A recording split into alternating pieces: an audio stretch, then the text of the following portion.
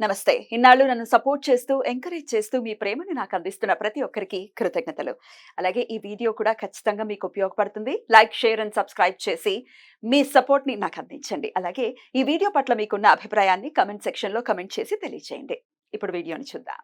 జ్యోతిష్య శాస్త్రం ఒక అద్భుతం. వేదాంగమైన జ్యోతిష్య శాస్త్రం అనేటువంటిది మానవ జీవన గమనానికి ఒక వరం. జ్యోతిష్య శాస్త్రం నీ జీవితంలో వెలుగునింపే ఒక భాష. ఆ భాష నీకు అర్థమైతే ప్రకృతి నీతో మాట్లాడుతుంది. అస్ట్రాలజీ నేర్చుకోవాలి అనుకునే వారికి అద్భుత అవకాశం. మురళీధర శర్మ గారి అస్ట్రాలజీ క్లాసెస్ అతి త్వరలో మొదలు కాబోతున్నాయి. 100% జాబ్ గ్యారంటీ. వివరాల కొరకు సంప్రదించండి. నమస్తే, వెల్కమ్ టు అవర్ ఛానల్. నేను పద్మిని. ప్రస్తుతంతో పాటు ప్రముఖ ఆధ్యాత్మికవేత్త, నారీసేన ఫౌండర్, దత్త ఉపాసకురాలు శ్రీమతి లతా దత్త గారు మనతో పాటు ఉన్నారు. మాట్లాడదాం. అక్క నమస్తే. అక్క నమస్తే. జై గురుదత్తారా. శ్రీ గురుదత్త. అక్క చాలా విచిత్రంగా ఉంటాయి కొంతమంది కోరికలు. కానీ సరే, ఇంకా నేను ఇందాక అన్నట్టుగా ఎవరి పర్స్పెక్టివ్ వాళ్ళది. ఎండ్ ఆఫ్ ది డే వాళ్ళకి పాపం సమయం లేదో, లేకపోతే ఓపిక లేదో, నిజంగానే శరీరంలో కొంచెం కొంతమందికి సహకరించదు శరీరం. పాపం చాలా మంది కొంతమందికి నిజంగా రకరకాల ఆరోగ్య సమస్యలతో సఫర్ అవుతున్నారు. అలాంటి వాళ్ళకి కరెక్ట్ ఏదైనా ప్రత్యామ్నాయం భగవంతుడు చెప్తాడు. అలాంటి వాళ్ళకి ఓకే. అలాంటి వాళ్ళకి లేదా ఉద్యోగం రీత్యా వాళ్ళకి ఒప్పుకోవట్లేదు, పొద్దున్న నుంచి రాత్రి వరకు వస్తారు, వాళ్ళ కష్టాలు తీరట్లేదు, వాళ్ళకి సమయం లేదు, కొన్ని కన్సిడర్ చేద్దాం, ఒక కుటుంబం కోసం కష్టపడుతున్నారు, అలాంటి వాళ్ళని చేయొచ్చు. ప్రెగ్నెంట్స్ ఉంటారు, వాళ్ళకి ప్రెగ్నెంట్ ఉమెన్ ఫస్ట్ ట్రైమిస్టర్ లో వేవిళ్ళు ఉంటాయి, వాళ్ళు అసలు తినబుద్ధ ఇది పేటాలు, వామిటింగ్స్, ఇట్లా రకరకాలు ఉంటాయి. ప్రెగ్నెంట్ ఉమెన్ తీసుకోవచ్చు, వృద్ధులను తీసుకోవచ్చు, ఆరోగ్య సమస్యలతో ఉండే వాళ్ళని తీసుకోవచ్చు, లేదా చిన్న చిన్న పిల్లలకు కూడా ఇంట్రెస్ట్ ఉన్న వాళ్ళు కూడా రైట్ చదువుతున్నారు. వాళ్ళకి మాత్రమే డిస్క్లైమర్ ముందే వేస్తున్నాను, వాళ్ళకి మాత్రమే. నిజంగా ఓపిక లేని వాళ్ళు నిజంగా ఈ మొత్తం పుస్తకం చదవలేమండి. కానీ ఏదైనా ఒక్క ఇంకొక ఆల్టర్నేటివ్ ఉందా పుస్తకం మొత్తం చదివినంత ఫలితం ఉండడానికి అని అంటే అన్యదా భావించకుండా చెప్పండి అక్క. శ్రీపాదులు వారు బహు చమత్కారి. అవును, బహు చమత్కారి. తర్వాత ఆయన గురించి చెప్పాలనంటే ఆయన తలుచుకుంటే ఏదైనా చేస్తారు. మనకి రిజల్ట్ కనబడుతూనే ఉంటది. ఎంత బాగా అనంటే అంత బాగా ఏదైనా మనకి జరగాలి అంటే పరీక్ష పెట్టడంలో కూడా కరెక్ట్ పరీక్షలు వస్తాయి. పరీక్షలు అంటే వీళ్ళు చేస్తారా చేయరా, వీళ్ళకి ఓపిక ఉందా లేదా, వీళ్ళకి భక్తి శ్రద్ధ ఉందా లేదా అని స్వామి చూస్తారు. చాలా మంది ఫోన్ చేసి అడుగుతారు, అమ్మా మాకు ఇది సమస్య ఉంది, ఇది తీరుతుంది అంటారా, మీరు చెప్పండి. నువ్వేం చేసావని స్వామి తీరుస్తారు? నువ్వు స్వామి నామజపం చేసావా, స్వామి ధ్యానం చేసావా, లేదా స్వామి పారాయణం చేసావా, గ్రంథ పారాయణం ఏమి చేయకుండా నాకు ఇది జరిగిపోవాలి అని అంటే, మీ ప్రారంధ కర్మలు అని అంటే మీకు ఎందుకు అర్థం కావట్లేదు? ఏదైనా సులభంగా ఇవ్వడు భగవంతుడు. ఎంతో కష్టపడితేనే, మీరు ఉద్యోగం చేస్తేనే డబ్బు సంపాదిస్తున్నారు. అలాగే ఈ భక్తి మార్గంలో రావాలంటే కూడా ఎంతో కష్టపడాలి. కష్టపడితేనే స్వామి దాని ప్రతిఫలం ఇస్తారు, సులభంగా ఇవ్వరు. మరి కొంతమందిని చాలా సులభంగా కరుణిస్తున్నారే, కటాక్షిస్తున్నారే అని అంటే వాళ్ళ గత జన్మ పుణ్యం ఉంటుంది, తప్పకుండా ఉంటుంది. సరే, అసలు ఇంకొకరితో మనం ఎలా కంపేర్ చేసుకుంటాం? ఎలా చేసుకుంటాం? మన రేఖలు ఉన్నాయి ఇంకొకళ్ళలాగా, ఈ చేతిలో ఉన్నవే ఈ చేతిలో ఉండవు. అసలు 5,000 ఒకలా ఉండవు. ఇంకొకరితో కంపేర్ చేసుకోకూడదు, అసలు చేసుకోకూడదు. ఏదైనా కూడా నువ్వు సాధన చెయ్యాలి, పరితపించాలి, నీ కర్మలు తొలగాలి. స్వామి నా కర్మలు తొలగించేలా చూడు, ఈ సమస్యలను ఎదుర్కొనే శక్తి నాకు ఇవ్వు స్వామి. స్వామి నీ పాదాలని పట్టుకునే సమయము నాకు కల్పించు స్వామి, నీ గ్రంథ పారాయణాలు చేసే సమయం నాకు కల్పించు స్వామి, నీ స్తోత్రాలు పఠించే సమయం నాకు కల్పించు స్వామి అని ముందు కోరుకోండి అని నేను చెప్తాను. అయితే ఇప్పుడు నువ్వు అడిగినందుకు వాళ్ళ కోసం అంటే ఇది నేను చెప్పకూడదు, కానీ ఇది చాలా ఇంపార్టెంట్. ఇది ఎంత ఇష్టం అంటే శ్రీపాదుల వారికి ఇది చదవగానే అంటే అంత బ్లెస్సింగ్స్ ఇస్తారు ఆయన. సో 53 అధ్యాయాలు చదివితే ఎంత ఫలితం ఉంటుందో ఇప్పుడు మీరు చెప్పబోయే ఎంత ఉంటుంది? ఒక్క అధ్యాయమా ఏంటక్కది? ఇది అధ్యాయం కాదు, 5 లైన్లు అంతే. 53 అధ్యాయాలకి తుల తూగేటటువంటి 5 లైన్లు అంటే శ్రీకృష్ణుడు ఒక్క తులసి దళానికి తూగినట్టు. ఇది దత్తదాసు అనే ఒక శ్రీపాద శ్రీవల్లభ భక్తుడు. దత్తదాసు శ్రీపాదులు వారిని ఈ విధంగా స్తుతిస్తాడు. ఎంత ప్రీతి అంటే శ్రీపాదుల వారికి దత్తదాస్ అంటే అసలు ఏమీ తెలియదు వాడికి. ఒక మాలవాడు, వాడు ఎంత ప్రేమతో నన్ను కీర్తించాడు అని వాడికి ఈ పారాయణం చేసిన ఫలితం ఇస్తారు స్వామి. 53 అధ్యాయాలు అలా. అంటే స్వామి చెప్పిన మాటలు, నేను వాడు అంటే నేను ఉపయోగించిన మాట కాదు, స్వామి ఆ విధంగా ఆ దత్తదాసుని కరుణించినటువంటి వాక్యాలు ఇవి. ఆయన స్వామిని ఏ విధంగా స్తుతించాడో ఆ విధంగా మీరందరూ కూడా స్తుతించాలి. ఆ 5 లైన్లు ఇప్పుడు వినిపించిపోతున్నారు.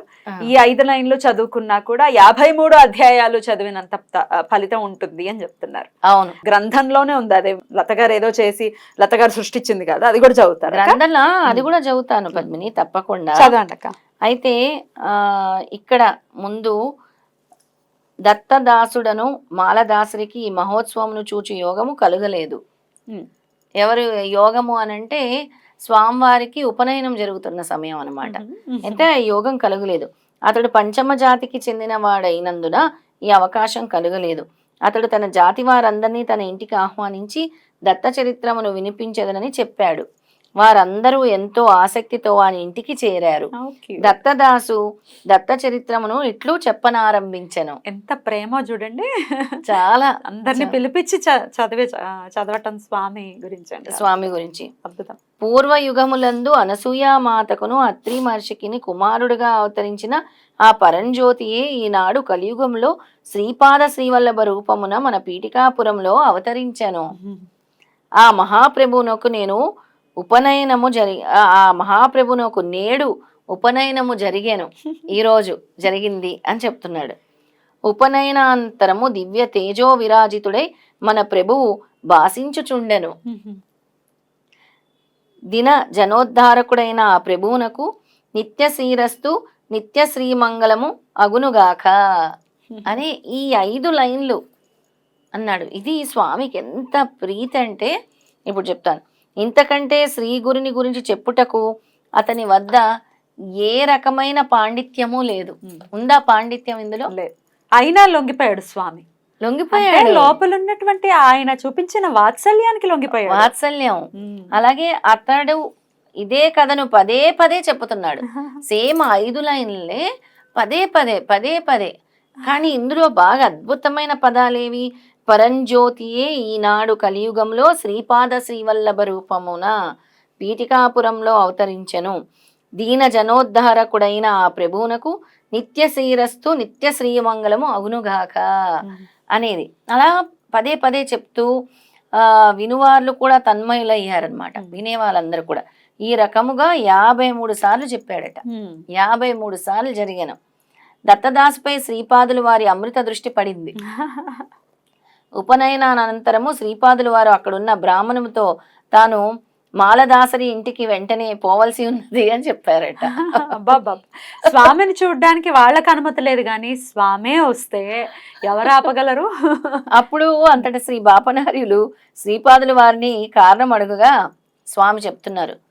విశుద్ధ అంతఃకరణుడైన దత్తదాసు నా చరిత్రమును వినిపించాడు. అతడు ఒక పరి చెప్పినది ఒక అధ్యాయముగా భావించిన 53 అధ్యాయములు పూర్తయినట్లు భావింపవలెను. ఒక్కసారి చదివితే ఒక్కసారి ఒక అధ్యాయం చదివిన ఫలితము ఆయన స్వామి చెప్తున్నారు. భావించిన 53 అధ్యాయములు పూర్తయినట్లు భావింపవలెను. నా చరిత్రను 53 అధ్యాయములు శ్రద్ధగా పూర్తిగా చేసిన వారికి ఇవ్వవలసిన సర్వ ఫలితమును వెంటనే అతనికి ఇవ్వవలసి ఉన్నది. నేను వెంటనే ఆయన దగ్గరికి వెళ్ళి ఈ 53 అధ్యాయములు చదివిన ఫలితం నేను ఆయనకి ఇవ్వాలి, నేను ఇప్పుడు వెళ్తున్నానని స్వామి వెళ్ళారు. వెళ్ళి మరి ఏమన్నారు అది కూడా మనం చెప్పాలి కదా. అయితే శ్రీపాదులు వారు దత్తదాసు వద్దకు పోట బ్రాహ్మణ్యం వాళ్ళు అనుమతి ఇవ్వలేదు, కానీ వెళ్ళారనమాట. అయితే ఎవరికి అనుమతి ఇవ్వాలి నాయన? స్వామి అనుమతితో మనం బ్రతుకుతున్నాం. అవును, అంతే కదా. అంతే. అయితే స్వామి చెప్పారనమాట ఏమనంటే, మీరు ఎవరినైతే పంచములని నీచ జాతి వారిని క్రౌర్యంతో అణిచివేయుచున్నారో వారి అందే నా కటాక్షం మెండుగా నుండి రాబోవు శతాబ్దంలో వారు ఉన్నత స్థితి యందు ఉండురు అని స్వామి చెప్పారు. అద్భుతం. తన నోట చెప్పారనమాట. అయితే ఎంత తొక్కేద్దాం అనుకుంటే స్వామి అండదండలుంటే ఎవరిని ఆపలేరు. ఎవరిని ఆపలేరు. వారు భావన మాత్ర సంతుష్టులు. ఎవరు? శ్రీపాదులు వారు. ఎవరైనా సరే భావన మాత్రాన్న శ్రీపాదులు వారు సంతృష్టి చెందుతారు. వారికి కుల గోత్రములతో గాని మరే విధమైన భౌతికములైన విషయములతో గాని ప్రమేయమే లేదు. కుల గోత్రములతో గాని భౌతికమైన విషయాలతో ప్రమేయమే లేదు. దత్త ప్రసాదమునకు అంత్య కులజుడు సమర్పించినను భక్తితో స్వీకరింపవలెను అని స్వామి చెప్పారు. అలక్ష్యము చేసిన ఎడల కష్ట నష్టములను గురి అవుదురు. అందుకే ఎవరిని అలక్ష్యం చేయకూడదు అని దీని ద్వారా తెలుసుకోవాలి. అలాగే ఈ 53 అధ్యాయములు పారాయణం చేయలేని వాళ్ళు దీంతో, అంటే ఎవరైతే నాకు ఇంకొక స్థితి లేదు, నీ పాదాలే శరణ్యం, ఈ 5 లైన్లే నేను ఇప్పుడు నీ కోసం చదవగలను స్వామి, నేనుండే పరిస్థితుల దృష్ట్యా, నేనుండే స్థితి దృష్ట్యా మీరు నాకు కరుణా కటాక్షాలు కురిపించాలి, నేను ఇదే చేయగలను ఇప్పుడు వరకు అనుకొని మనస వాచ కర్మన. ఇప్పుడు ఆయనకి ఎంత భక్తి ఉందో మనకి అంతే భక్తి ఉండాలి. దత్తదాసుకున్నంత అంతఃకరణ భక్తితో, అంతఃకరణ శుద్ధి భక్తితో ఎవరైతే ఈ 5 లైన్లు గనక చదువుతారో, 53 పర్యాయములు అంటే 53 సార్లు ఎవరైతే చదువుతారో వాళ్ళకి 53 అధ్యాయాలు చేసిన పారాయణ ఫలితం, శ్రీపాద శ్రీవల్లభ చరితామృతము పారాయణం చేసిన ఫలితము స్వామి ఇవ్వటం జరుగుతుంది. కానీ మీరు ఏ భావంతో చదివి స్వామికి సమర్పించుకుంటారో ఆ భావంతోనే స్వామి మీకు ఫలితాన్ని ఇస్తారని ఈ అధ్యాయం చాలా చక్కగా చెప్తుంది. అసలు అద్భుతం అక్క, చాలా చాలా మహిమాన్వితమైనటువంటి ఆ వృత్తాంతం ఏదైతే ఉందో అది చాలా అద్భుతంగా వివరించారు. అక్కడ నోట్ కూడా చేసుకున్నారు ఇంపార్టెంట్ అని, చాలా ఇష్టంగా చెప్పాలి అని. అలా నా పుస్తకం తిరిగిస్తే అన్ని చోట్ల ఉంటుంది. అయితే దీనికి ఫలితము సద్య ఫలితం వెంటనే అతనికి ఇవ్వాలి అంటే ఎవరికైనా సరే, దత్తదాసనే కాదు, ఇప్పుడు నువ్వు ఉన్నావు పద్మిని, నేనున్నాను, మనకి ఎక్కడో మనం ఉంటాం, శ్రీపాదుల వారిని స్తుతించాలనిపిస్తుంది మనసులో.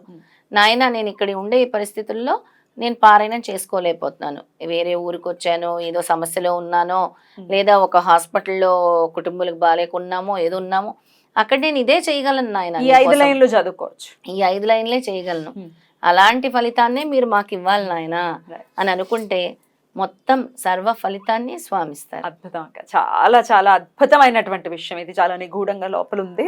చాలా దాన్ని చక్కగా బయటకి తీసి మాకు తెలియజేసినందుకు వేల వేల కృతజ్ఞతలు ప్రేక్షకుల తరపున, నా తరపున కూడా. థ్యాంక్ యూ అక్క. నమస్తే. శ్రీపాదరాజం శరణం ప్రపద్యే. శ్రీ దత్తరాజం శరణం ప్రపద్యే.